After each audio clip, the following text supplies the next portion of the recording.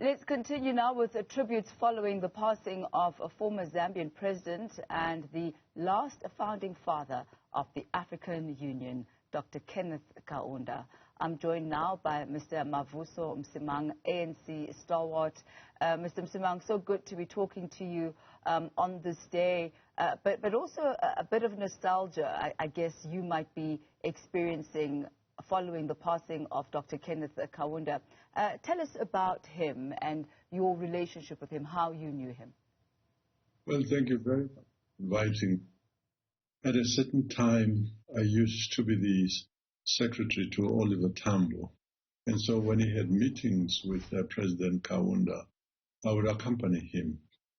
And it was always a wonderful experience to be in the company of a man who was very humble, was very focused, and actually was quite fond of the African National Congress, because the business was always between the two leaders. But he would spare a moment sometimes to find out how the young man is, are in touch with the people at home and things like that. So I also did manage to see him. He spent a lot of time in South Africa after we achieved our own liberation. So yes, a little bit of that. He really is one of the fathers of the African continent. Talk to us about the contribution that he has made in the liberation of the continent, and also just raising consciousness and awareness of blackness and Africanness. Yeah, I think what many people don't realize, which I would be very happy to share here, is that not only did Zambia provide liberation movements, and I mean all of them long before the ANC. ANC had been in existence, but it hadn't become quite active in engaging in the struggle. But Frelimo, ZAPU, ZANU, all liberation movements in Southern Africa had a home in Lusaka. And it was very risky because the Rhodesians, with the support of South Africa, were always ready to bomb the country or to disrupt, kill people there and so on. So it was an act of courage that he did that. Zambia also a very active role in the OU, which is now called the AU, rallying support by the rest of the continent to the struggle in Southern Africa. So without any doubt, cannot exacerbate at all his commitment to total African liberation. Like Mandela of Algeria used to stay till South Africa, until the last in is liberated. Africa is. And talk to us about the vision of the African Union, what it aims to achieve, what it aims to do, and if you think that that vision is actually being realized in any respect. It's not very easy. There are 52, is it more, countries now in the African continent.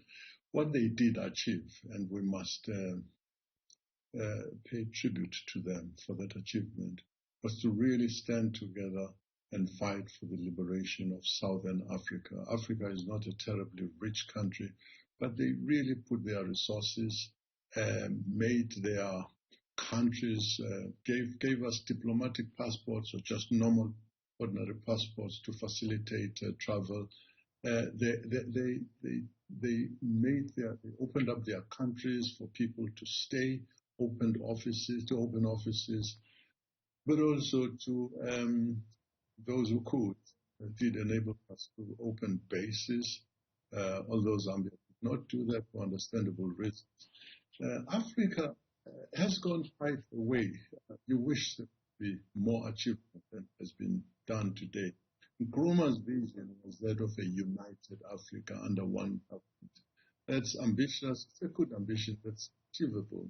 But when you see how the EU itself has come together, but, countries like to retain their sovereignty in a very good way. So I think the most important thing is to ensure that there is economic cooperation, that each of the countries benefit living in a union of many. Lots of things said to criticize our progress in Africa, but are being, and Kaunda must take a lot of credit for the role he played in this regard. Let's focus now on the role that he played within his own country. He became leader of Zambia from 1964 after the end of the British rule there all the way up until 1991. What would be the legacy that he leaves behind for his country and his people? To start off with, he was very active in the struggle itself. Zambia was led by what was called the African National Congress of Northern Rhodesia.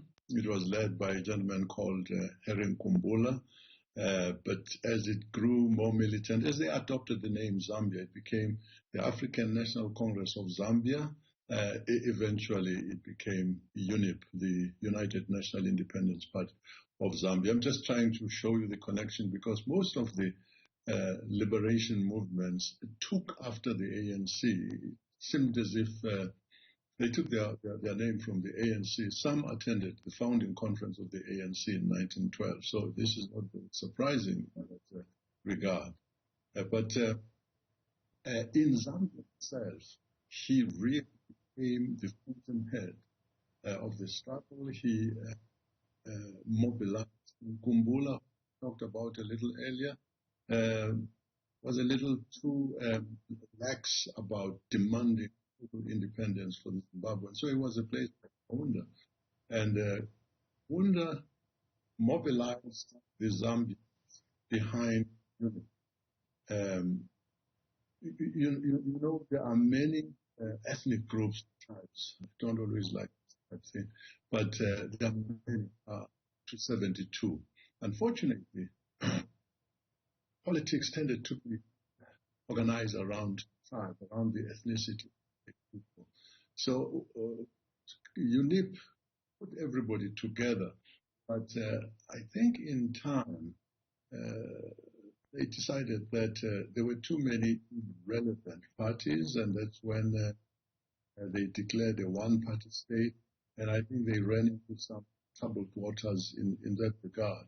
But that was not before Kaunda had actually put Zambia on the map, recognized and respected in Africa, recognized by the liberation movements, hated apartheid, a country that was respected in the world. We had interviews with Ronald Reagan, with Margaret Thatcher. I don't think he liked it very much, but for him, meeting these people was a requirement, necessitated by the need to prosecute and support the struggle for South Africa. The Zimbabwe benefit took over it. It's really only one effort, which was copy. There were very people, I don't know which they were. So he opened up education, launched education, and then started more of economic.